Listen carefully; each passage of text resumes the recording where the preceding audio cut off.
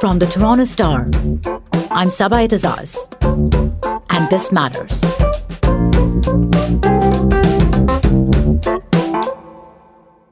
As the world struggles through a pandemic that has now affected more than 1 million people, a recent exchange between an NBC reporter and US President Donald Trump laid bare the fault lines of a global disease. How are non-symptomatic professional athletes getting tests while others are waiting in line and can't get them? Do the well-connected go to the front of the line? Well, you'd have to ask them that question. No, I wouldn't say so, but perhaps that's been the story of life. As we self-isolate in our homes and stock up on groceries, we see the same story playing around the world. It makes us feel we're in this together. But are we? In this pandemic, like other crises, class might make all the difference. Being locked up in a house with a pretty garden or a leafy street versus an overcrowded housing project is not the same. Nor is being able to keep on working from home or seeing your job disappear. That boat in which you'll be sailing in order to defeat the curve is not the same for everyone, and it never was. We've just learned that 6.6 million Americans filed for unemployment benefits last week. That is twice the number from just a week before, and it shatters all records. No doubt, these are all people that we know that touch our lives in one way or another. And now the data keeps coming, like the Institute of Fiscal Studies that says the virus will hit the lowest paid, less privileged, the hardest, with the bottom 10% in the worst hit sectors. This virus doesn't discriminate. It attacks everyone, and it attacks everywhere. As NYC Governor Andrew Cuomo says, the virus does not discriminate. Then why do we?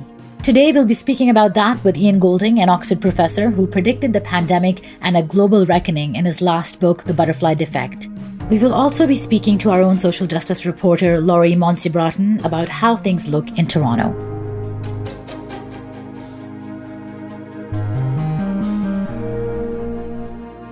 Ian Goldin is Professor of Globalization and Development at Oxford University. He was also former economic advisor to Nelson Mandela. In his last book, The Butterfly Defect, in 2014, he predicted that a pandemic would cause the next financial crisis. His new book, Terra Incognita, will also be coming out soon.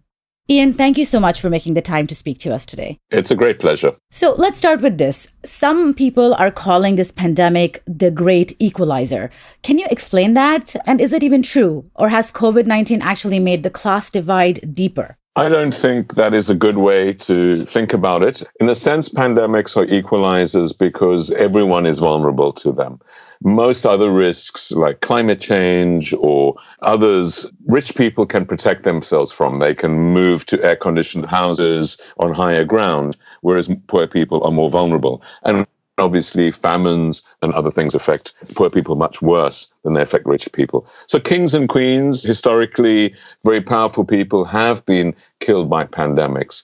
But I don't think it's a great equalizer because pandemics exacerbate, increase inequality. Poor people in our societies are always the most vulnerable to risks, whatever the risks are. And that's certainly the case with pandemics as well. And like you mentioned, and you recently wrote about this as well, a pandemic like this just feeds on social inequities and health system disparities, doesn't it? Both between countries and also within countries. Absolutely. Within our countries, we see how some people are going to have access to the right equipment, to the ventilators, to the masks, to the necessary testing capabilities, whereas other people won't. So just in the medical sense, we see that. We see that poor communities' services are much worse than rich communities. And of course, in some countries like the US, a very significant, well over 20 million people are uninsured, don't even have health insurance. If they want to go to the hospital, they're going to have to find the money for that. And then, of course, economically, it's dramatically different. Richer people can afford to be out of work for a while. They've got savings. They can self-isolate because they have a home with several rooms. They can take their own vehicle rather than go in commuter transport to work or to the shops even. Whereas poorer people have no savings. And so this is literally a question of life and death. If they're not going to be killed by the pandemic, they could be killed by starvation. And that is particularly a worry, not only inequality within the very rich countries, but of course, as this starts moving more and more to poorer countries across Africa, Latin America, and Asia, we'll see much more of the devastation that it creates caused by hunger and other effects. In Dharavi, where even talking about the concept of social distancing seems like an obscene concept, because here we have close to 7 people living in one shanty with absolutely no access to water, soap, sanitation. How do you talk to them about social distancing and cleanliness and hygiene? You brought up testing. Is COVID-19 testing going to be the next mark of social, political, or even celebrity status? We've seen models, influential figures, athletes talking about getting the testing, and it makes one wonder how it's so easily available to the rich and famous. You can't get tested unless you really show symptoms. Like a lot of famous people getting tested. I'm joining the NBA time to get my test. I already ordered a jersey and everything. Whereas it's been largely inaccessible to those who might need it the most, including healthcare workers, the critically ill, and the elderly. What does this say about the culture we live in? I think it's just another terrible inequity where rich people or people with access, with connections, are able to get a service that ordinary people cannot get. And that is wrong in my view. It's unethical. And when you have a rationing, it should be based on need, not on connections. So this is an outcome, I think, of deep inequities in the system, not only in health, but in power, in access. And it's certainly the case in the UK that those most in need, in other words, the medics on the front line who are helping the desperately ill patients with COVID-19, haven't been getting access to testing, whereas there's a private clinic that offers it. So this is unjust, I think, and is one of the things that will need to be resolved. I think we will see when the volcanic dust from this pandemic settles in a year or two, I think we're going to see, just like we saw after the 2008 financial crisis, this has very significant political repercussions. What seemed to be unfair does come back to bite the politicians in charge when these things happen. Looking in the historical context, you're mentioning previous crisis. Did we see the same kind of dynamics playing out during other epidemics? For instance, the 2014 Ebola crisis, or even, as you mentioned, the financial crisis of 2008. Historically, have we always been just one crisis away from people falling through the cracks? Yes, we are always one crisis away. And of course, small crises can become catastrophic for individuals that are in vulnerable situations. Just a couple of weeks without an income can be devastating for people, or inability to access a hospital. These things are particularly devastating for people who don't have the ability to find other options. So particularly vulnerable people are always a crisis away from devastation. We haven't seen it in the rich countries due to pandemics because there has been some success in holding them at bay since the devastating global pandemic of 1918, Ebola, SARS, MERS, avian influenza. These pandemics of the last couple of decades have mainly affected people in developing countries. But of course, what affects people all around the world, and not least in rich countries every year, is just flu. And this is just a particularly virulent form of flu, this pandemic. And we see in the statistics that people who have poor nutrition, who have poor access to medication, are most vulnerable. So, millions of people in the rich countries die from flu every year, and that is very distributed by income as well. Rich people are able to protect themselves more from that. The financial crisis was much more, in a way, like this. Poor people lost their pensions, they lost their savings, they lost their jobs. Well over 50 million people around the world lost their jobs as a result of it. And many people still haven't recovered the levels of income they had before the crisis of 2008.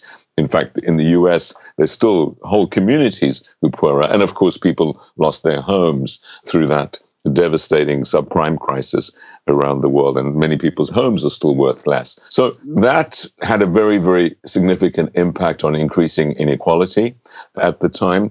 And it had a very strong political implication, because I believe we would not have President Trump in the White House. We would not have Brexit in Britain. We wouldn't have the rise of populist parties across Europe if it hadn't been for this catastrophic failure of the experts who ran the banks, extremely well paid. None of them went to jail. But also the central banks, the IMF, and the other institutions who are charged with maintaining global financial stability in that case, pay themselves very well, who have a lot of prestige, and who absolutely dismally failed to protect us from financial cascading risk, what I call the butterfly defect of globalization. And that anger against that, when people witness this, is what I think lies behind the rise of populism and the support for people who at least pretend to be outsiders and cut from a different cloth. You've mentioned these far-reaching implications that come out of something like this. What do you think the world will look like coming out of this now? Could a post-COVID-19 era mean a change in the economic and social system, or is it going to be back to business as usual? Absolutely. It's going to be fundamentally different. We are going to see a reset in many, many dimensions of our life. And I think when generations look back on this, they will look back on it rather like we look back on the Second World War. You know, the Second World War gave birth to a whole series of new institutions, the United Nations to stop another war, the Bretton Woods institutions for economic reconstruction, the Marshall Plan for economic construction, including of those countries who had been the enemies in the war. And of course, it was the creation of the welfare state and very high levels of taxation, much stronger governments. I think we'll see those sorts of things. Well, I hope we'll see those. The other possible comparison, of course, is the First World War, which is a much more worrying comparison, because although that gave rise to the League of Nations, what happened next was terrible leadership, the embarrassment of countries, rising nationalism, of course, the Great Depression, fascism, Nazism in Europe, and the Second World War. So we really have a choice, but whatever it is, it's very different to before. And I think we will see many, many different things going out. We're going to have massive levels of debt in our economies. We're going to have to pay for this for generations. There's a massive solidarity pact between the elderly and the young. In many respects, what's happening here is young people are protecting the old, rather like they did in the world wars, young people going off to fight, but now they're staying home and being unemployed and not getting jobs. And the reason that we have these lockdowns and the freezing of our economies is mainly to protect the vulnerable and elder people, because young people are much less likely to die of COVID-19. And so that is an enormous sacrifice. That it's a sign of solidarity. It's a tremendously encouraging, I think, and welcome thing that people are prepared to do this. But the question is, what is the implication? Will they have jobs in the future? And will they just inherit a massive debt? And so I think we're going to have social solidarity, which guarantees these people a brighter future. And of course, the one thing we're absolutely going to have to guarantee is that we're not going to have another pandemic, perhaps even worse than this one. That's going to require not only an investment in health systems nationally, but what we've realized from this pandemic is the butterfly defect, that these risks come out of globalization. And so managing globalization, creating global institutions that can effectively do this is going to be absolutely central. And that's going to require much more multilateralism than we've seen coming certainly out of the US in recent years. This is a real wake-up call. And the question is, do we hear this call and are we able to stop the next pandemic? But my sense is we don't really have an option. We have to. Professor Goldin, you've been very kind with your time. Thank you for inviting me to participate.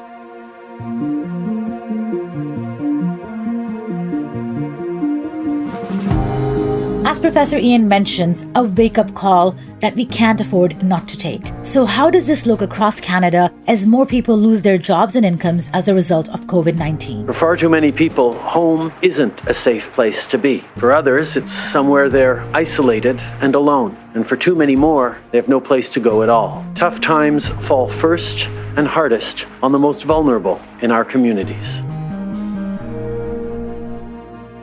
Now, the Star's social justice reporter, Laurie Monsebraaten, joins me to talk about this.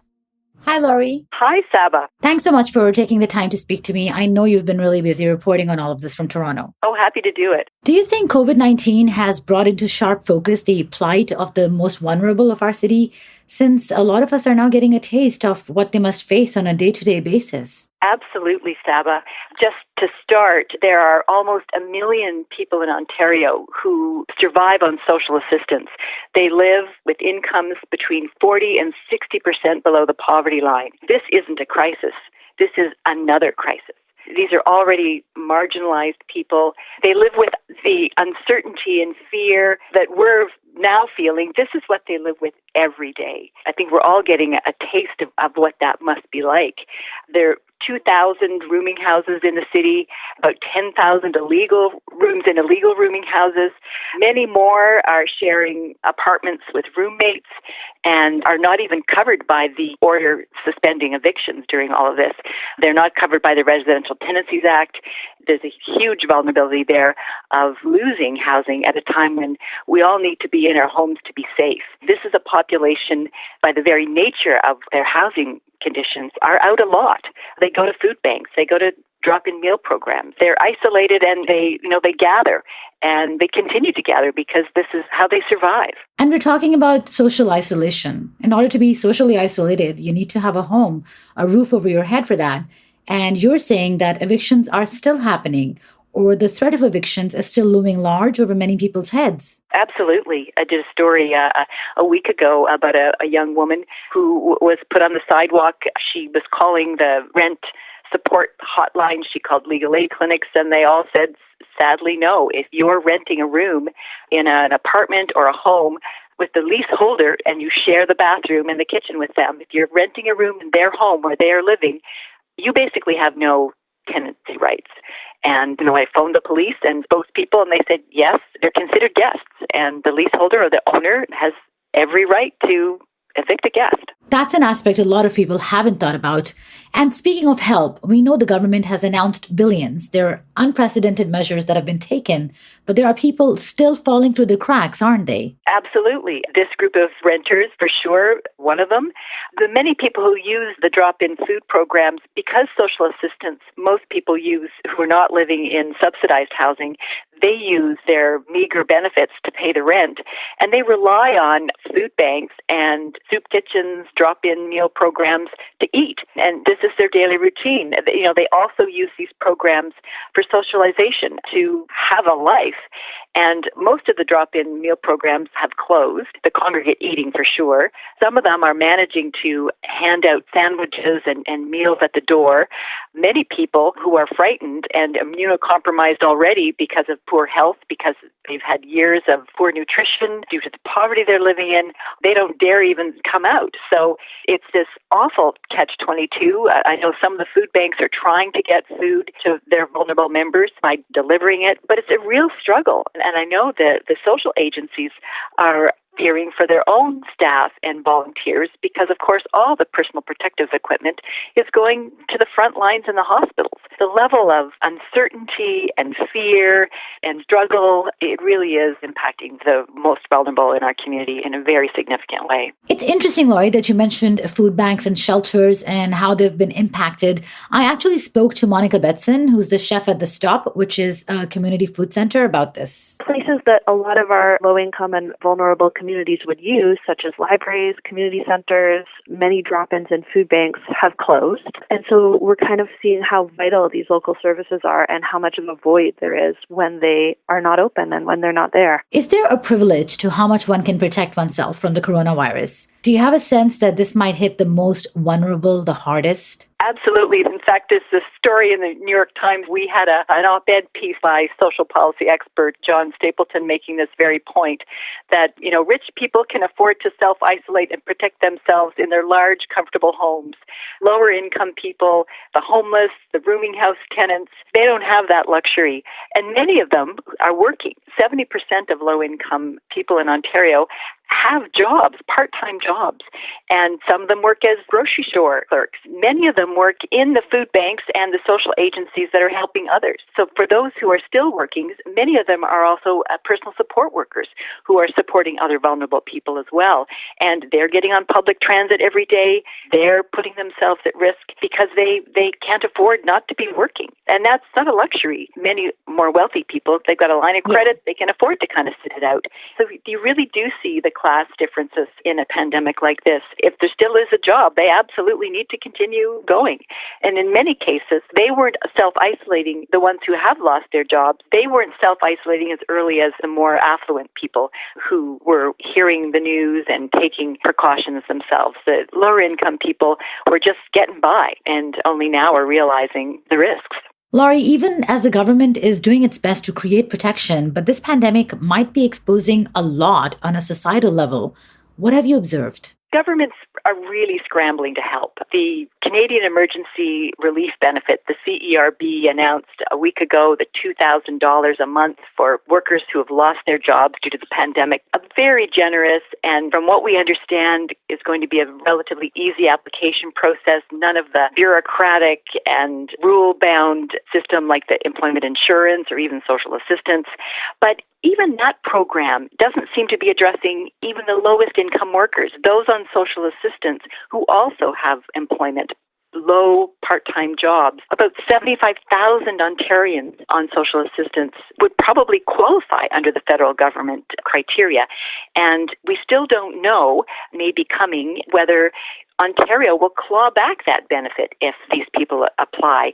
I think this pandemic is really showing the cracks in our and gaping holes in our whole social safety net. And I think many people have sensed, it's not the best thing. We're not really looking after everyone. But I think what this pandemic has done is put in very sharp relief. We're all feeling uncertainty, economic concerns, our health concerns, the same concerns that the lowest income people in our communities feel every day. And some people wonder if this will create some empathy when we get through this and a real focus on and desire to fix some of this. I think we need to be prepared for crises like this in the future, and we really do need a better social safety net, and hopefully one that will include everyone. Now that's really something to think about. Thanks for talking to me, Laurie. I know it's a busy time for you reporting while also navigating self-isolation. Thank you. Thank you, Saba. That's it for today. Thanks so much for listening.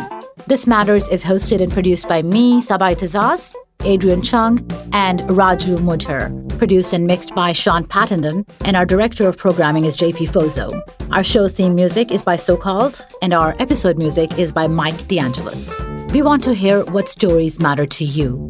Please send us comments, questions, or ideas to thismatters@thestar.ca. Please consider supporting the journalism the Toronto Star newsroom does at thestar.com. And don't forget to subscribe to This Matters on Apple Podcasts, Spotify, or wherever you listen to your favorite podcasts. Let's talk soon.